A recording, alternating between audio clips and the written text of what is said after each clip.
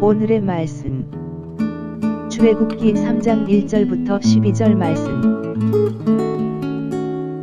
하나님 아버지, 금요일 이 아침도 주님의 은혜를 함함으로 주님 앞에 나갑니다. 이 시간에도 우리 모두에게 말씀을 통해 하나님의 음성을 들려주옵소서. 예수님의 이름으로 기도합니다. 아멘.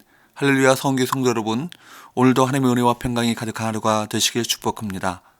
오늘 우리에게 주는 하나님의 말씀은 출애굽기 3장 1절에서 12절 말씀입니다. 모세는 이제 평범 속에 묻혀 있습니다. 화려했던 과거도 이제는 아슬한 옛 기억에 지나지 않습니다. 그는 모든 것이 끝났다고 생각했을지도 모릅니다. 그러나 지금 하나님은 그를 또 다른 부름의 현장으로 이끌고 계십니다.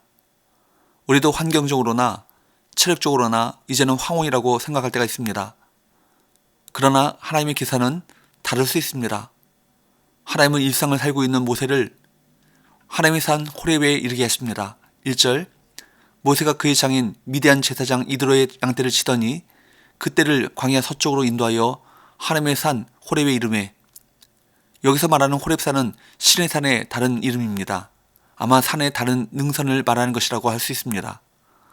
모세는 이 호렙산에서 양떼를 먹였습니다. 그런데 바로 그 평범하고 일상적인 삶의 현장에서 하나님을 만났습니다. 하나님께서는 양을 치는 모세를 만나 주신 것입니다. 어느 날 일상적인 삶의 환경이 다르게 느껴질 수 있습니다. 보통 때와 다르지 않는 평범한 일인데 거기에서 하나님의 부르심이 있습니다. 우리를 하나님께로 이끄심이 있다는 것입니다. 이것이 중요합니다. 늘 드리는 주일 예배가 어느 날 이상하게 가슴 벅차게 다가올 수 있습니다. 늘 하는 새벽 기도인데 어느 날 마치 주님이 나를 감싸는 것을 체험할 수 있습니다. 모세의 발걸음을 붙잡아 둔 것은 이 불붙는 보잘것없는 나무였습니다. 오늘 우리를 붙잡는 것이 이 새벽에 함께 말씀을 묵상하는 시간일 수도 있습니다. 하나님은 언제나 그 광야에서 일어날 수 있는 아주 평범한 일을 통해 모세를 불렀다는 사실에 귀를 기울여야 합니다. 2절과 3절, 여호와의 사자가 떨기나무 가운데로부터 나오는 불꽃 안에서 그에게 나타나시니라. 그가 보니 떨기나무에 불이 붙었으나 그 떨기나무가 사라지지 아니하는지라. 이에 모세가 이르되 내가 돌이켜 가서 이 큰 광경을 보리라. 떨기나무가 어찌하여 타지 아니하는고 하니 그때 불이 붙었는데도 사그라들지 않는 떨기나무를 통해 모세를 부르셨습니다. 모세는 이 광경에 충격을 받았습니다. 나무가 타지 않는 현상을 더 자세히 보고자 떨기나무로 나아갔습니다. 4절과 5절, 여호와께서 그가 보려고 돌이켜 오는 것을 보신지라. 하나님의 떨기나무 가운데서 그를 불러 이르시되 모세야 모세야 하시매 그가 이르되 내가 여기 있나이다. 하나님이 이르시되 이리로 가까이 오지 말라. 내가 선 곳은 거룩한 땅이니 내 발에서 신을 벗어라. 하나님은 그곳을 거룩한 땅이라고 말씀합니다. 사실 그 땅 자체가 거룩한 곳이라고 생각할 필요가 없습니다. 그곳이 거룩한 이유는 그곳에 하나님께서 임재해 계시기 때문입니다. 가시떨기에 불이 임한 것은 하나님의 임재를 상징하는 것입니다. 하나님께서 그곳에 임재해 계시기 때문에 그곳은 거룩한 곳입니다. 거룩의 경험은 장소에 대한 경험이 아니라 하나님의 임재에 대한 경험입니다. 왜 교회가 거룩한 곳입니까? 건물이 거룩합니까? 아닙니다. 이곳이 거룩한 이유는 이곳에 하나님께서 임재해 계시기 때문입니다. 모세에게 이곳이 거룩하다고 말씀하시는 것은 하나님의 임재를 알리는 것입니다. 하나님의 거룩에 대한 체험, 그냥 장소가 아니라 정말 하나님의 거룩, 임재를 체험하는 것이 너무 중요합니다. 그래서 내 발에서 신을 벗어라 라고 말씀하는 것입니다.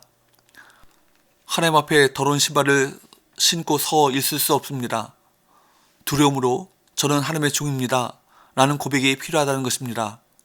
신발을 벗는다는 것은 자기의 권리, 자기의 주장을 다 내려놓는다는 것을 의미합니다.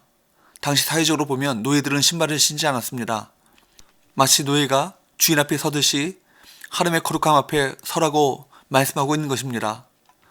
그렇습니다. 교회의 부흥은 이 거룩의 체험, 하나님의 임재 앞에 두려워 떠는 일과 함께 시작됩니다. 교회가 가장 좋지 못하는 것은 말이 많은 것입니다. 교회가 세상으로 가면 갈수록 말이 많고 자기 주장이 많습니다. 그러나 거룩하면 할수록 하나님의 말씀 앞에 잠잠합니다. 자기 논리, 자기 경험보다는 하나님의 말씀을 더 중요시 하기 때문입니다. 6절 또 이르시되 나는 네 조상의 하나님이니 아브라함의 하나님, 이삭의 하나님, 야곱의 하나님이니라. 모세가 하나님 배웁기를 두려워하여 얼굴을 가리매. 하나님은 거룩한 분이시기에 부정을 받아들일 수 없으십니다. 모세는 하나님 배웁기를 두려워하여 얼굴을 가립니다. 거룩하신 하나님 앞에서 우리는 자신의 악함과 죄성을 더욱 깊이 느낄 수밖에 없습니다. 삶에 많은 문제가 있다면 그 근본 원인은 하나님의 거룩함을 망각했기 때문입니다. 하나님을 만난 이들은 하나님의 그 거룩하심 앞에 엎드릴 수밖에 없습니다. 6절에서 하나님께서는 당신 자신을 아브라함과 이삭과 야곱의 하나님이라고 소개하십니다. 이것은 이스라엘을 잊지 않으시는 언약의 하나님, 신실하신 하나님이심을 강조하는 말씀입니다. 모세를 잊지 않으신 하나님께서는 지금 우리를 잊지 않으시는 하나님이십니다. 7절 여호와께서 이르시되 내가 애굽에 있는 내 백성의 고통을 분명히 보고 그들이 그들의 감독자로 말미암아 부르심을 듣고 그 근심을 알고. 하나님께서 애굽에 있는 자기 백성의 고통을 보시고 그 근심을 다 아셨듯이 지금도 우리의 고통과 문제를 다 아시고 구원해 주고자 하십니다. 하나님께서는 모세에게 이스라엘 민족을 약속의 땅으로 이끌겠다고 말씀하십니다. 그 땅은 어떤 땅입니까? 8절 내가 내려가서 그들을 애굽인의 손에서 건져내고 그들을 그 땅에서 인도하여 아름답고 광대한 땅, 젖과 꿀이 흐르는 땅, 곧 가나안 족속, 헷 족속, 아모리 족속, 브리스 족속, 히위 족속, 여부스 족속의 지방에 데려가려 하노라. 젖과 꿀이 흐르는 땅입니다. 하나님께서는 자기 백성이 먼저 현실을 보게끔 하십니다. 약속의 땅으로 가기 위해서는 애굽에서 나와야 합니다. 또 가나안 족속들과 전투를 치러야 합니다.